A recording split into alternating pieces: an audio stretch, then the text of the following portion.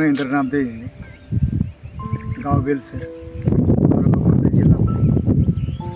मी सुरुवातीला माझा फळ काय पाहिजे असा उचलत नव्हता, तर धनाचं आग्रचं 1448 आणि इंटॅक पहिलं सुरुवातीला सोडल्यानंतर मला चांगल्या पद्धतीने फळ दिसलं.